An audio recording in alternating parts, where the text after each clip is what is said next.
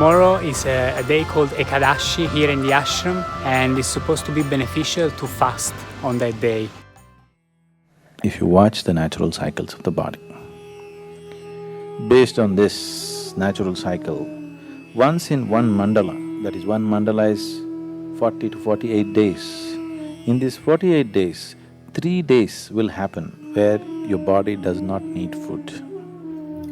If that awareness is not there as to which day that is, for that in India they fixed what is called as Ekadashi. That means 4 days before the full moon, 4 days before the new moon day, people don't eat. They wake up in the morning, no breakfast, no lunch, only after the sun sets they eat one meal. This is just to allow the system to realign itself. If you give this break, it's very, very good for your health and your body, the way it functions, because the system needs that time to adjust itself. Everyday food, it's a lot of hard work for the body. Give it a little break. So, what is its spiritual significance? Because it's a cleansing. If your system is not vibrant, you won't feel like doing anything spiritual. You're feeling lethargic. For a meditator, the biggest enemy is sleep. To sit here with eyes closed and fully alert, take something else. For most people, if they close their eyes, it's sleep. So to sit here and to be very alert with the eyes closed takes a certain level of vibrance in the body. So to create this vibrance, we observe how to eat, what to do, how much to eat, all these things. It is not spiritual, but it is providing the right kind of body. So in that context, fasting here and there, giving the body a break to recover itself, recover its vibrance, not become lethargic with food, is important. The ideal break between one meal and the next meal is 8 hours always. If 8 hours is not possible for you, minimum 5 hours break is needed. You must feel a certain sense of hunger before you eat. Before you feel hungry, if you put food into the system will become lethargic. It will not know vibrance. So, human vibrance can be in various levels, many different dimensions. It can carry you to completely different dimensions of experience and living. So, keeping the body well is a fundamental requirement. Somehow on this day, I feel that the need for food is not as much as it is on other days. So reducing the food intake definitely helps to clean the system, and it also gives rest to the digestive system. So we fast for 24 hours and break the fast in the night with a particular kind of meal which is more gentle on the system, made up of kanji, papaya, chutney and cooked vegetables. Every morning before we do our morning practices, we have neem and turmeric with tepid light honey water. Now Sadhguru says this has a lot of medicinal benefits and is very supportive for yogic sadhana.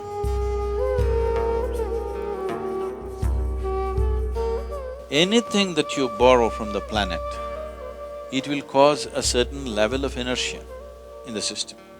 Now the important thing is that you're conscious of this and to keep the inertia levels at the minimum. Why always, whether your sadhana is working or not, is always gauged by how much you sleep and how alert you are, is because we're checking the inertia. How much inertia are you generating? If you're generating too much inertia, obviously you need to do something about it. So, the inertia levels will increase if the body does not allow a certain amount of energy to enter the cellular level. For it to enter the cellular level, neem and turmeric as a combination is a tremendous… it's like a dilator. You know what's a dilator? Now if your ophthalmologist wants to look into your eye, he looks into your eye, you don't show much, he puts a dilator. Your eye becomes like this, now he looks into your eye. So this is kind of a dilator for the energy. It dilates the body in such a way that it allows the energy to enter and fill up every crevice in the body. This is important. Otherwise, if you do lot of sadhana, neem and turmeric is not the only things, these are physical supports. Other sadhana itself is doing it. Neem and turmeric is a good support because it dilates the cellular structure in such a way that it is able to absorb. As you do your asanas, the body will simply crackle with a different kind of energy. So, consumption of neem and turmeric with a mildly laced honey water acts as a wonderful way of cleansing the system, dilating the system, that when you do sadhana, one thing, it brings flexibility to the muscles. Another thing is because the dilation brings flexibility to the muscle, and that flexibility, as a consequence, becomes a way that you slowly build the system into a more powerful possibility. So, taking care of the food and a few things is important as sadhana. Being disciplined with your food, what you take into the system is as important as doing the sadhana. The idea is, if you take this neem and turmeric combination early in the morning and drink something warm, it cleanses the stomach in a big way. If there are any minor infections in your stomach, it'll go away. And it also kills the cancerous cells in the body. When I say cancerous cells, it is not that you must be diagnosed as having cancer. All our bodies have cancerous cells. Only when this percentage of cancerous cells goes beyond a certain percentage, only then it becomes a disease. Otherwise, every one of our body has cancerous cells, and how many of them are there decides your health status in many ways.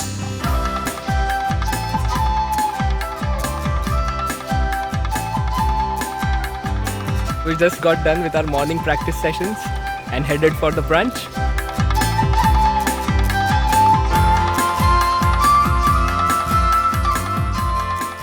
The way that we sit in the hall is we sit cross-legged and we eat with our hands. By eating with the hands, you really create that connection with your food before it even goes into your mouth.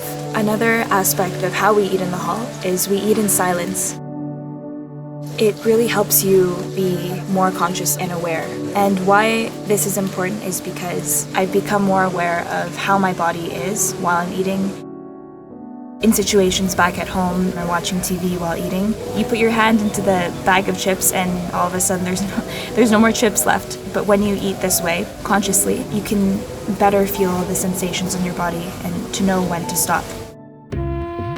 Here at the ashram we have 2 meals a day. After introducing this diet, I've seen some changes in the way I do my practices. My sleep quota has gone down quite significantly. Sadhguru says there should be at least 8 hours gap between the first and second meal. I can definitely see that it has worked. So if you space out the food between one meal and the next meal, if there is 6 to 8 hours gap without eating anything else in between, most of your cancerous cells will die. Still, if some of them are tough and they don't go, that is why twice a month there is Ekadasi for you. Now, huge studies are being made and they are saying the same thing, that if you just fast for a period of time, fasting does not mean 8 days, 15 days and killing yourself. No, just you eat your evening meal today, the next meal is only tomorrow evening. If you give this much space, most of the cancerous cells get neutralized. Will all of them be gone? No. Some of them know how to lie low, but they will never be able to increase their numbers and gang up in one place to become an ailment. It's not just about the type of food and how many times we have food, but it's also about the healing and cooling properties of the food. It changes accordingly to the weather. Everything is put together to create the right kind of balance. During the training in the afternoon, we're also taking a soup. In the afternoons, they will give you what is here locally called as kollu, and the English came here and named it as the horse gram. So horse gram soup they will give you in the afternoon. You drink horse gram soup, and horse gram is one among the lentils. It is the most protein-rich lentil found on the planet. It's very high-powered, so that's why race horses are fed with this gram, which is called as horse gram today. Now, this will increase heat in the body. From my experience of taking this during this training, I would say that I never get sick, like fever, cold. I can better tell what my body needs. Sometimes I feel like eating more raw food. Depending on how much energy I've exerted, I'm able to tell better because I'm eating in this conscious manner. I have definitely never enjoyed eating food this much. It's definitely a different way of eating.